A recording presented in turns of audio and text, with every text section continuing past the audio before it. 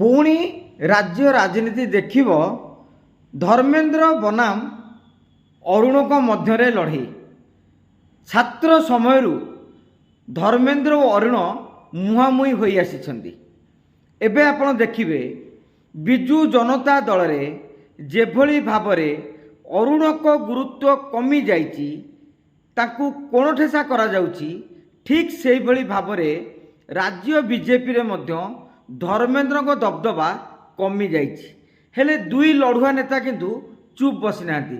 धर्मेंद्र एबे विभिन्न निर्वाचन मंडली बुली लोकंको सह मिसिबा आरंभ करथिबा बेले अरुण एबे युवक मानकू आकर्षित करिया पई सोशल मीडिया कर्मशाला करुछंदी। आगामी दिन रे अरुण और धर्मेंद्र को मध्य लोकप्रियतार लड़े विचार लड़े बेस जमाणिया हबो।